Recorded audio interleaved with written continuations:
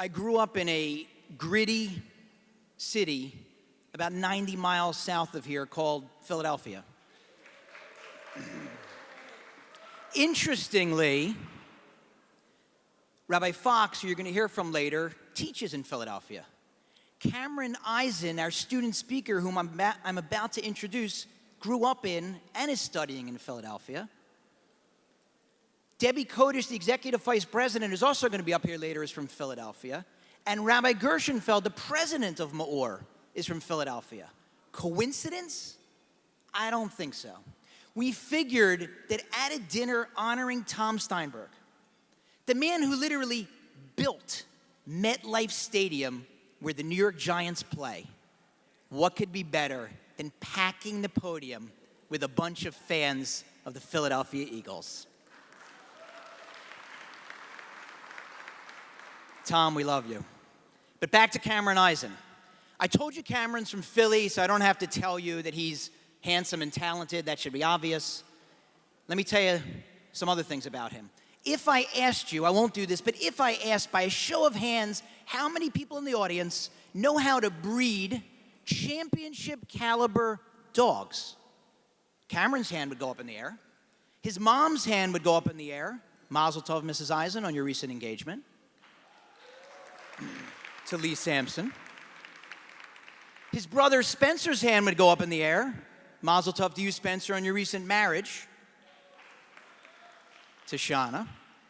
But if I said, among you with your hands in the air, how many of you also played competitive ice hockey against a number of people who are now playing in the National Hockey League? Cameron's hand would still be in the air. And what if I said, and of you whose hands are still in the air, how many of you are comfortable reading or studying classic, ancient Latin and Greek? Cameron's hand would still be in the air. But what if I said, in addition to that, how many of you are taking Yiddish 101 at the University of Pennsylvania, so that when you go back to Israel, you'll be able to go to classes in Talmud taught by great sages in Yiddish and understand those classes? Cameron's hand would still be in the air. And the remarkable thing is that none of those are the most remarkable thing about Cameron. What is most remarkable is that he started off as a MEOR student at Dartmouth, put a pause on his secular academic university career, and went to Israel to study for a couple years, came back, transferred to Penn to continue his tour of duty in the Ivy Leagues, and now he's one of the MEOR educators. Cameron walked into one of those electric events as a bright-eyed, bushy-tailed student, and now he's on the other side of the table teaching new students. Please welcome Cameron Isen, our student speaker.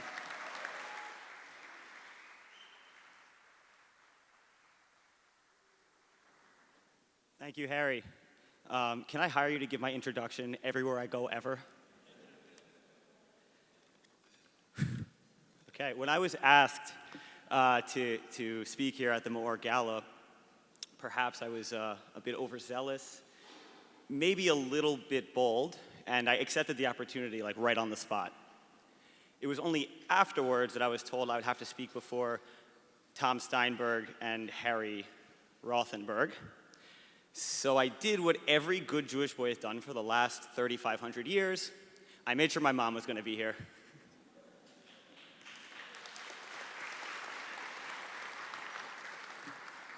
Now at least one person will tell me I was the best speaker of the evening.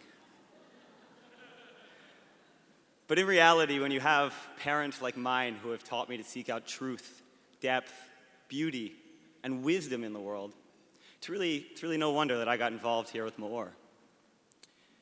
I grew up, like many other MEOR students, without any sort of formal, meaningful Jewish education, and I still actually remember my first introduction to MEOR. It came from my brother Spencer, who was a freshman at Brandeis at the time, and we were on a phone call, and he mentioned to me, yeah, I'm involved in like this Jewish thing on campus, it seems kind of cool.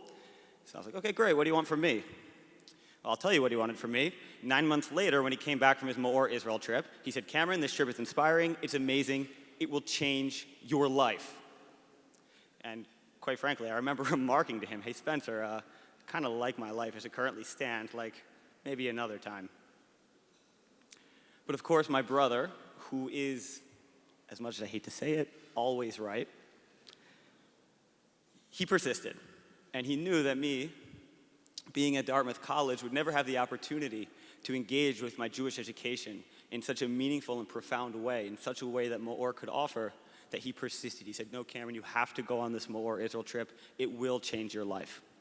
And I'm here to tell you that my brother, who is always right, he was wrong. The trip wasn't simply life-changing.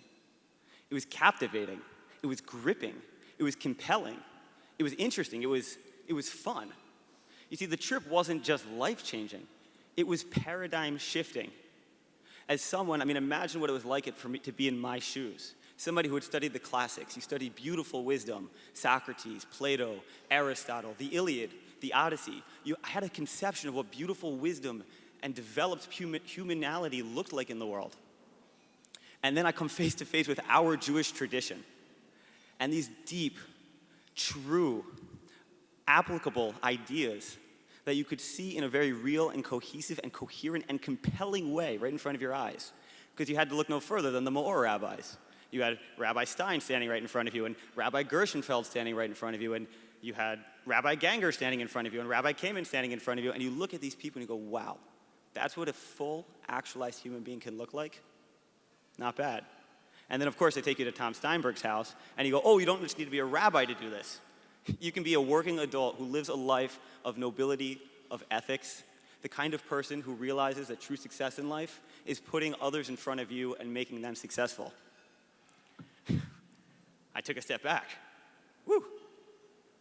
The trip, it ignited in me a passion to go and figure out what my Judaism really meant to me, a passion to become more literate in my Jewish ideals and philosophy, a passion to be more like these amazing people that I had just been exposed to, a passion that led me to have weekly study with Rabbi Kamen from my dorm room in Hanover, New Hampshire, a passion which led me to spend 2 years studying these texts in depth in Israel, and a passion which has led me back to MEOR in order to help educate, to help inspire, and to help develop my friends and my peers around me.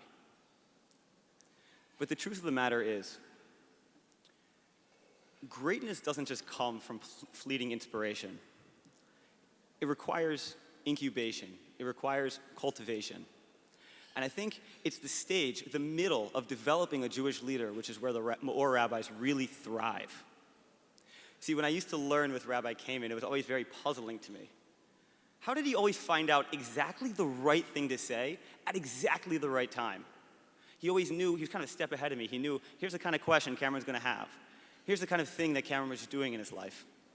It's something that puzzles me, and it's something that puzzles copious MEOR students. And I always just chalked it up to the fact, okay, these MEOR rabbis, they're pretty intelligent, and they're pretty socially smart. So, okay, they can do something that I can't. Of course, it was only partially true. Because you see, when I got involved at Penn, on the other side of things, I learned the truth about what MEOR rabbis are doing in their free time. You see, at the MEOR Rabbis Forum, Rabbi came and pulled out his phone and showed us a list of all the students that are involved in MEOR. And he said, you know what I do in my free time? I think about where every student is, what they need, and how I can provide it. A week before the semester when we started at Penn, Rabbi Fox called me up every single night at 11 p.m. to say, hey, can we talk about the students?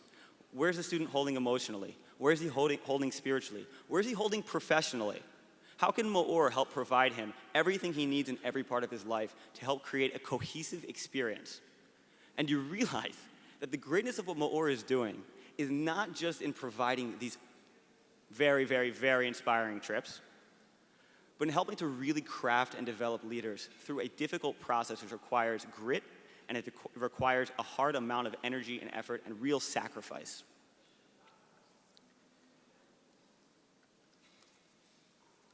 Because at its core, right, that's the goal of MEOR. If you look on its website, which I happen to have done, right, MEOR's goal is to ignite the Jewish flame within a generation of young Jewish leaders.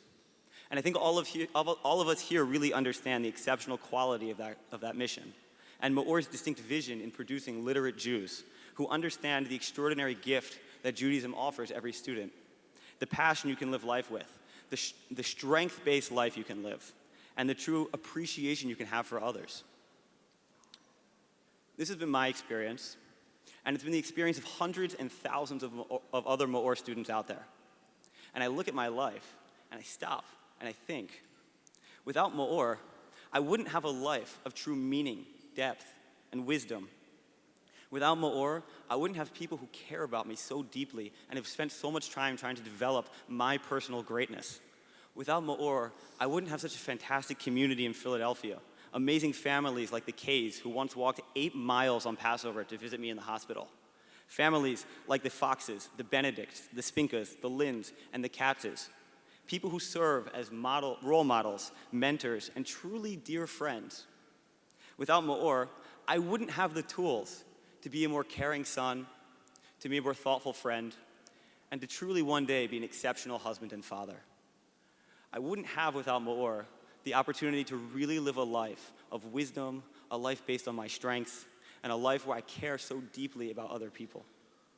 Honestly, without MEOR, I wouldn't have the lucid awareness that my every word, my every thought, and my every action makes an unbelievable difference in somebody's life and can be used for unbounded positivity. And so honestly, you stop here for a second and you think, what an amazing opportunity. What a fantastic group of people in a room, and what an amazing organization we have. And all I can do is stop for a second and say, thank you, Rabbi Gershenfeld, thank you, Tom Steinberg, for creating and producing such a fantastic vision, and thank you to everyone here in the room for making that vision a reality. Thank you.